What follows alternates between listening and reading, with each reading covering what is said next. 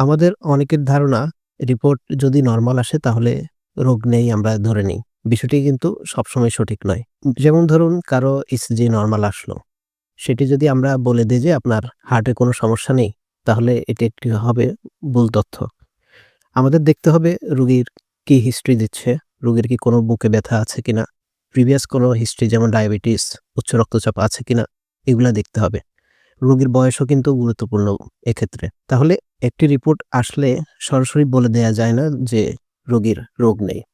এটা হিস্ট্রি, রোগীর রিপোর্ট সবগুলো মিলিয়ে কিন্তু একটা সিদ্ধান্তে আসতে হয়। আবার এমন হতে পারে রিপোর্টে ধরা পড়েছে কিন্তু রোগ নেই। এটা ফলস পজিটিভ হতে পারে। যেকোনো ডায়াগনস্টিক টেস্টের ক্ষেত্রেই এই কথাগুলো সত্য। তাহলে কখনোই এটা ধরে নিবেন না যে আপনার রিপোর্টে রোগ ধরা পড়েছে এটা 100% আবার রিপোর্টে ধরা পড়ে নেই আপনার রোগ নেই।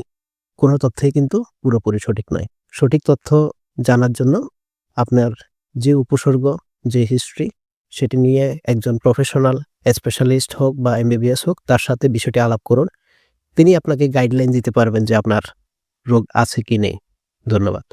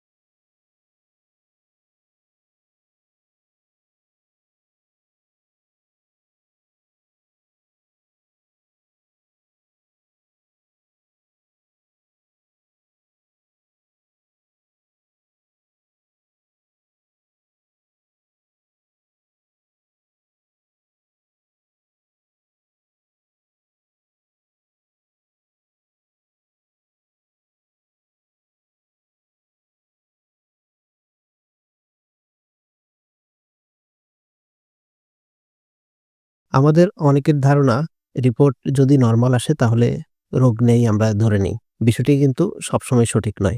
যেমন ধরুন কারো ইসিজি নরমাল আসলো। সেটি যদি আমরা বলে দেই যে আপনার হার্টে কোনো সমস্যা নেই, তাহলে এটি একটি হবে ভুল তথ্য। আমাদের দেখতে হবে রোগীর কি হিস্ট্রি দিচ্ছে, রোগীর কি কোনো বুকে ব্যথা আছে কিনা, প্রিভিয়াস কোনো হিস্ট্রি যেমন ডায়াবেটিস, উচ্চ রক্তচাপ আছে কিনা এগুলা দেখতে হবে। রোগীর বয়সও কিন্তু গুরুত্বপূর্ণ এক্ষেত্রে। তাহলে একটি রিপোর্ট আসলে সরাসরি বলে দেয়া যায় না যে রোগীর রোগ নেই। এটা হিস্ট্রি, রোগীর রিপোর্ট সবগুলো মিলিয়ে কিন্তু একটা সিদ্ধান্তে আসতে হয়। আবার এমন হতে পারে রিপোর্টে ধরা পড়েছে কিন্তু রোগ নেই। এটা ফলস পজিটিভ হতে পারে। যেকোনো ডায়াগনস্টিক টেস্টের ক্ষেত্রেই এই কথাগুলো সত্য। তাহলে কখনোই এটা ধরে নিবেন না যে আপনার রিপোর্টে রোগ ধরা পড়েছে এটা 100% আবার রিপোর্টে ধরা পড়ে নেই আপনার রোগ নেই। কোনো তথ্যই কিন্তু পুরোপুরি সঠিক নয়। সঠিক তথ্য জানার জন্য আপনার যে উপসর্গ, যে হিস্ট্রি সেটি নিয়ে একজন প্রফেশনাল স্পেশালিস্ট হোক বা এমবিবিএস হোক তার সাথে বিষয়টি আলাপ করুন। তিনি আপনাকে গাইডলাইন দিতে পারবেন যে আপনার রোগ আছে কি নেই। ধন্যবাদ।